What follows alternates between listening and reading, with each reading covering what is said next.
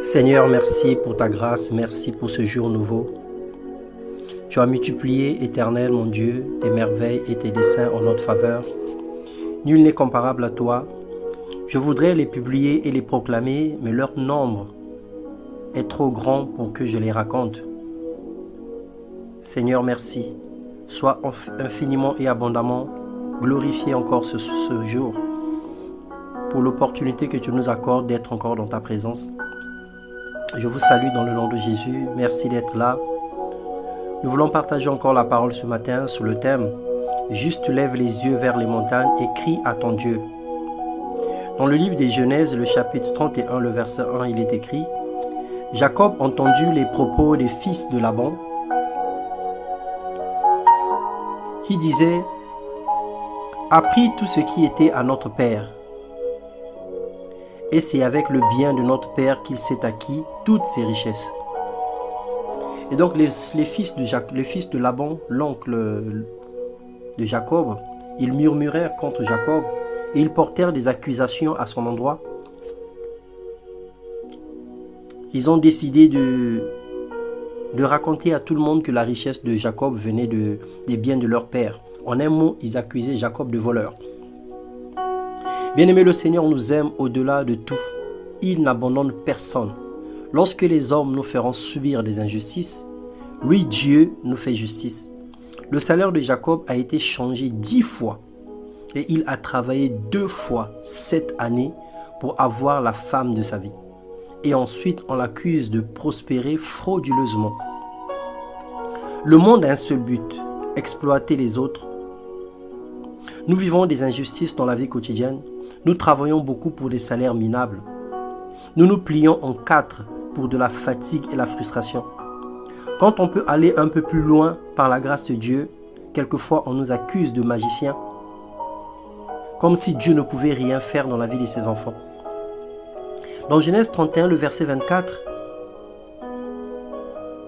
la Bible dit que « Mais Dieu apparut la nuit en songe à Laban, l'araméen, et lui dit « Garde-toi de parler à Jacob, ni en bien ni en mal. » Parce que Laban, précédemment dans ces mêmes passages, il avait décidé de faire asseoir Jacob et de lui parler. Mais le Seigneur lui interdit de ne pas ouvrir sa bouche pour parler à son serviteur. Alors bien-aimé, rassure-toi, quel que soit le mal que le monde te veut, la peur de ne plus trouver autre chose de meilleur ou la situation économique actuelle de nos pays, l'Éternel Dieu reste en secours. Nous avons besoin du courage pour prendre des bonnes décisions, pour savoir se détacher du mauvais milieu, savoir se détacher des mauvaises situations et des mauvaises personnes. Nous avons besoin du courage pour cela. Tu vis certainement une situation aujourd'hui dont tu es obligé de supporter pour ne pas perdre ton travail. Sache que ta vie est plus que le salaire d'un homme. Tu ne peux pas continuer à supporter le viol ou l'harcèlement sexuel. Tu ne peux pas rester à supporter des méchancetés dont tu es victime aujourd'hui. Alors lève-toi.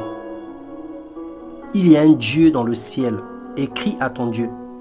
Demande-lui de te faire justice, qu'il te montre le nouveau chemin que tu dois suivre, qu'il t'ouvre des nouvelles portes et te montre des nouveaux horizons.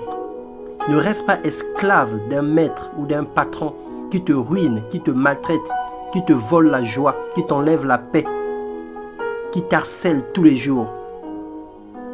L'Éternel Dieu est l'appui des justes. En étant un enfant de Dieu honnête, on attire la protection de Dieu sur soi. Et la Bible dit que le Seigneur dispose même en notre faveur nos ennemis.